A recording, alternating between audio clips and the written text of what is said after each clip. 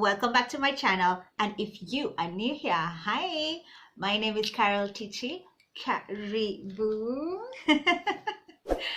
In today's video, I'll be wait, rewind selector. If you haven't watched the video where I straightened my hair, how I straightened my hair, what products I used, then I'll put a link up here so you can go check it out, okay? But today's video, I'm going to show you how I maintain my blowout using African threading to achieve this bomb results. So guys, if I also do a trimming in this video, and I'm going to take you through a rundown of what you should check for to see if your hair needs trimming.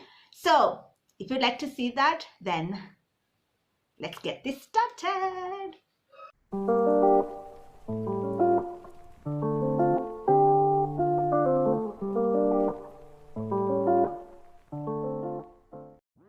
I use 100% acrylic yarn, my 5-row Denman brush, and a pair of shears, and you have to know it's a shear when it has that hook at the top. Now today I'm going to use this style of trimming where I tie my hair up on each side before I trim. Now I've used this method before, and that video got featured recently on Discovering Natural's Facebook page. Now on that video, my hair was really thin.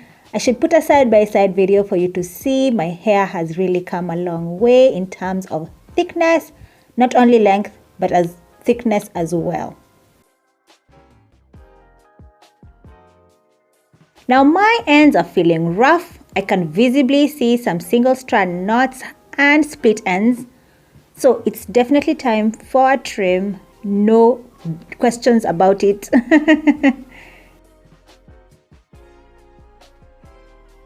It's important for me to keep my hair detangled because my hair tends to revert easily, and when it does that, it loves on each other and creates tangles, unnecessary tangles. This is because my hair is high porosity and it tends to absorb moisture very easily, even if it's just from the environment. I use these clear rubber bands to tie up my hair, and I use my ears as the marker to where I should tie so that they are nice and even.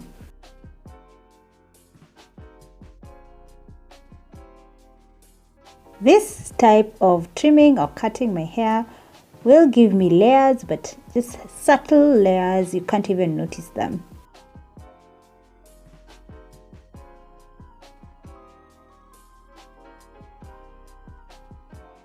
I realize I don't have much to trim. This can easily pass as dusting, and that's a good thing, baby. It's a good thing that I don't have much to trim. It means that I'm taking care of my ends very well, and you know our ends are the oldest part of our hair strands.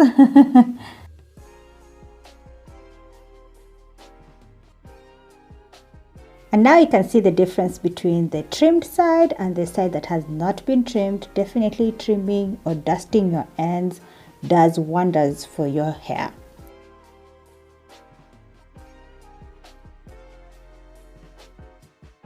I'm the type of naturalista who trims on a schedule. Every 3 to 4 months, I have to assess my ends and see if they need trimming or dusting. Either way, some form of trimming or dusting has to be done to maintain my healthy ends.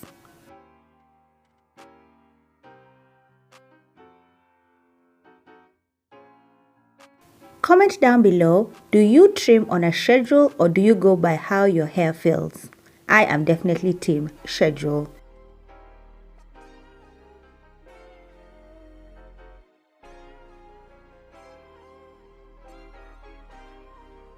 The hair that I ended up cutting was quite small and it looks like dust.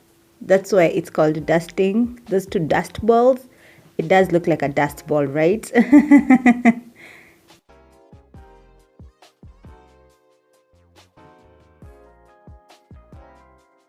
Oh, those fresh ends. I can tell you there's nothing like freshly cut ends, the hair feels so nice and it looks way better.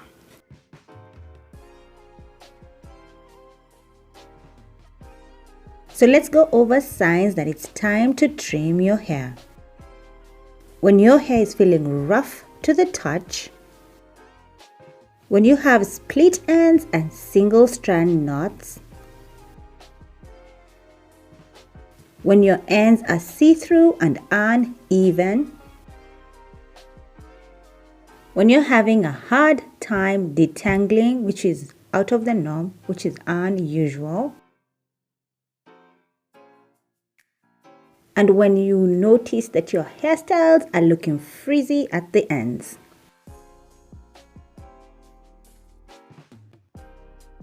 It's highly likely that you'll experience more than one of these signs. I use this as my checklist when it's due, when it's 3 to 4 months due for a trim. I use this checklist to assess my ends.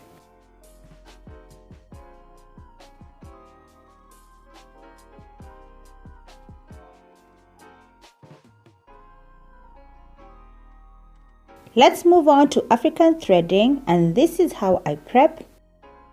I wrap the thread around my arms to get my desired length. If you make the thread too long, it will tangle up, and when you make it too short, you'll have a hard time wrapping. Now it's time to trim, but do not use your shears. Your pair of shears are exclusive to your hair. Instead, get yourself a pair of scissors for your thread, for your synthetic hair. That way you keep everything separate. I use 5 strings to wrap every time. So that's how I section the thread, 5 strings at a time.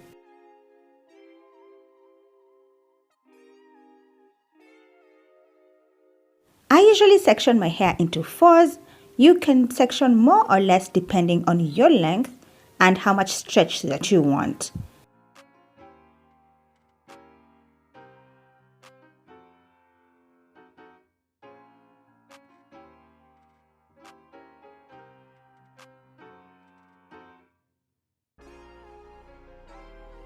Align a small piece of string with your own hair so that you can securely begin wrapping.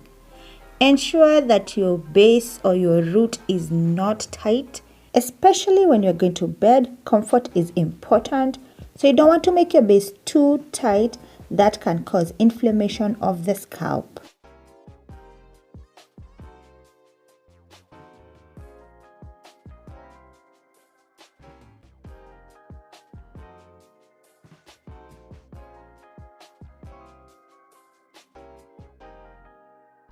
And when I wrap, I don't leave gaps.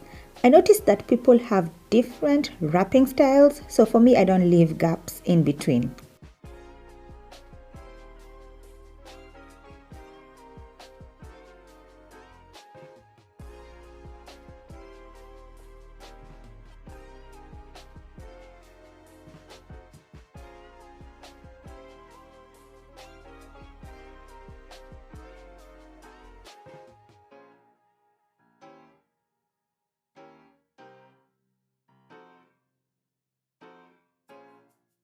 This process is quite repetitive. You keep doing it over and over until you're done.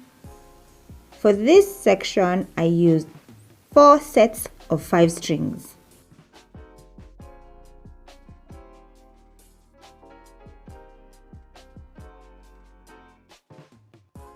At this point, I realized I forgot to add extra string so that I can wrap over my own hair and then wrap over the string. This will ensure that my ends are straight. So that's a little hack for you guys. Ensure that you leave a little bit of string dangling. That is like an extra extension for you so that you can wrap over your ends, which is a trouble point, I feel.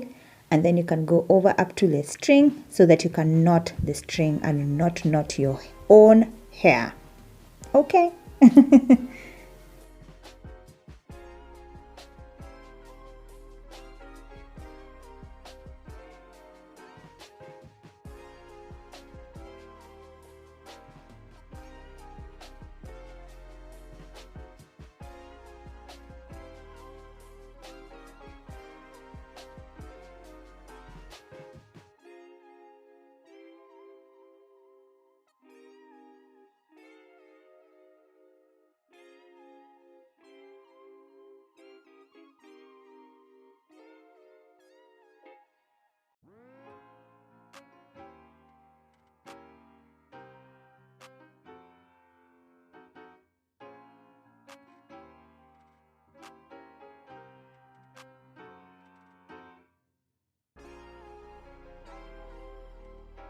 When it comes to knotting, use one long string to knot the entire thing.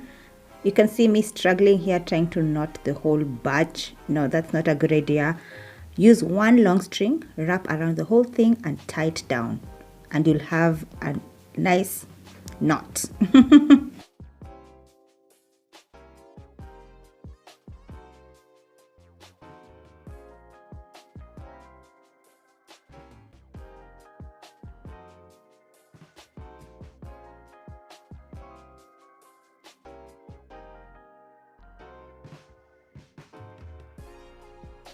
So I repeat the whole process, and this time I'm making a lot of thread. But while that is being done, let's go over African threading tips. So tip number 1 is to always use 100% acrylic yarn and not wool yarn. Wool has the potential to tangle up in your hair, and we definitely do not want that. Tip number 2 is to ensure that you detangle, moisturize and seal your hair right before wrapping it in thread. Tip number 3 is something that I've mentioned before, and it's to not make your roots too tight. In the case where you want to wear it as a protective hairstyle, tip number 4 is to not make tiny sections. This applies to even braids. And the last tip is to not keep them in for too long. You know, threading is really drying, so you don't want to put your hair through that, through all of that. It's the next day and I wore my Nappy Happy Satin bonnet, the standard size. The color is royal blue, and this fits my hair so well, especially if you're wearing your own hair and not a protective hairstyle.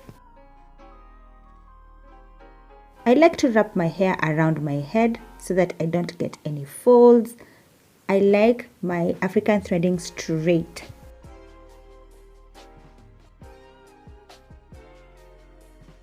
Now I can comfortably cut those ends without being scared that I'm cutting my own hair.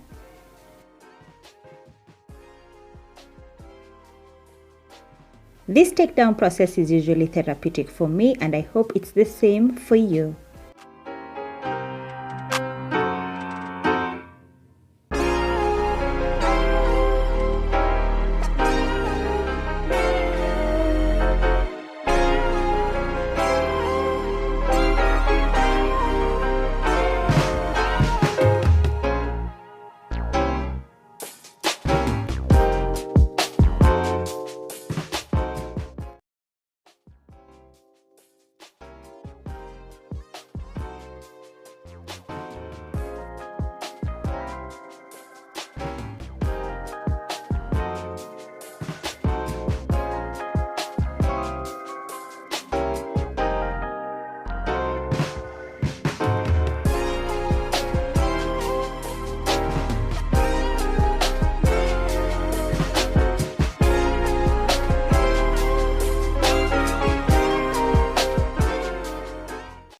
As you can see, I'm very impressed with the stretch that I'm getting, okay?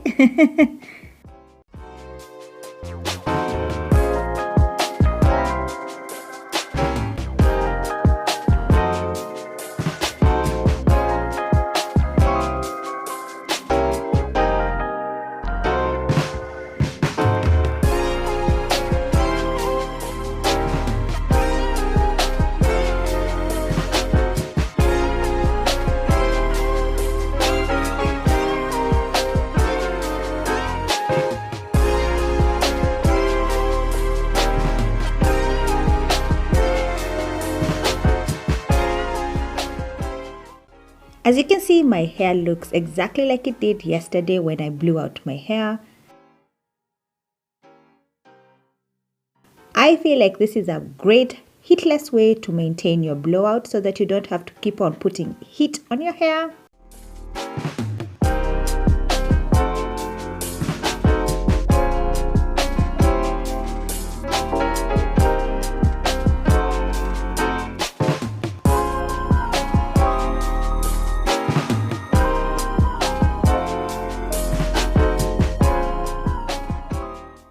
Now it's time for some glam, and I reach out for my new earrings.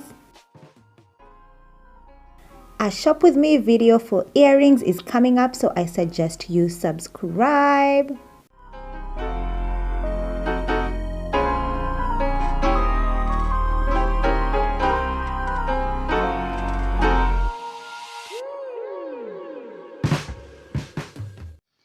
Okay guys, so these are the final results. I must give it up to this product. This leave-in by Mecca Kenya is the truth. I like how lightweight it is. My hair still feels nice and soft. And you guys know how African threading robs your hair of moisture. My hair still feels soft. It's lightweight. There's some movement, like I still need to do a full review of the makeup products, so hold up, but so far I'm loving the leave-in. I'll give you a full detailed review, so look out for that. But so far, for a blowout, I'm very impressed. Okay guys, so thank you for watching. Yeah, so catch you on the next one. Yes, make sure you subscribe, follow me on my social media platforms, and I'll catch you on the next one. Mwah. Bye guys.